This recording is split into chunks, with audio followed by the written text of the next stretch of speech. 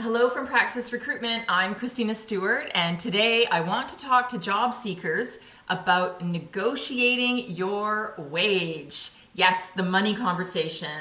I hear so many people say, oh, I don't want to talk about this, or I hear them say, oh, grown, it's time to talk about the money. Yeah, it's time to talk about the money. It's pretty important. It's an important discussion to have in terms of signing on with a new employer. So there's a few points that I want to run through today. The first is before going into into job seeking in general, but certainly before going into negotiating your wage, you want to do your research. You need to know your value.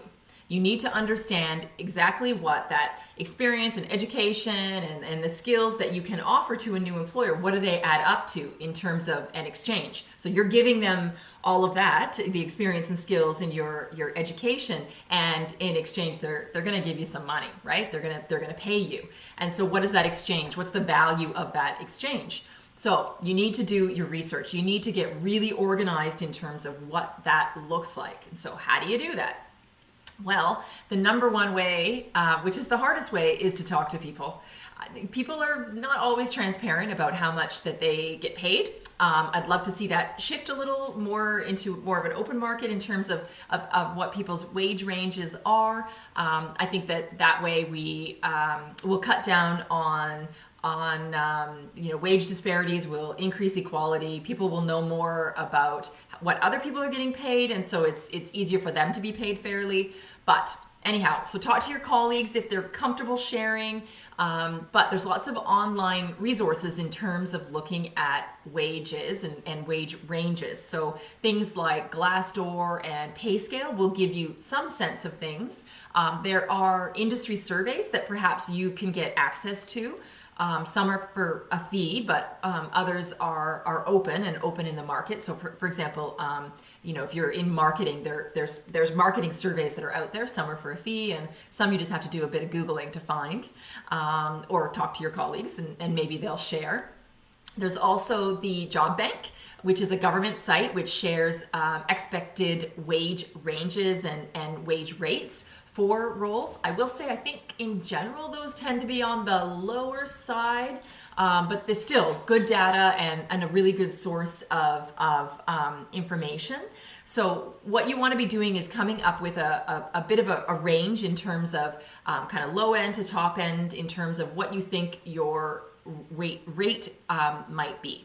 Okay, so that's number one, is know your value, get organized, be really, really clear on what that looks like.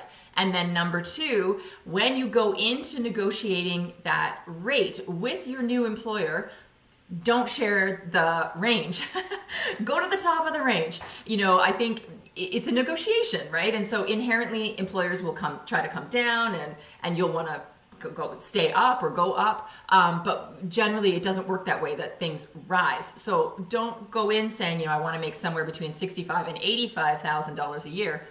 Go in saying, 85, right? Go to the top, and then know that possibly, the wage will negotiate down, possibly. Now, on that note, I also want to mention, be specific. If somebody says to me, I'm looking for about $85,000 a year, it can sound like they are spitballing. It can sound like they're just kind of thinking maybe about $85,000 and they're not really sure. So this is a number that they've just kind of come up with. But if you come into me and you say, you know what, I'm looking for $84,600 a year. What am I thinking? I'm thinking, wow, this person's really done their research. They know their worth, they know their value, and they know exactly what they're looking for. Okay, let's talk. So don't round up or down.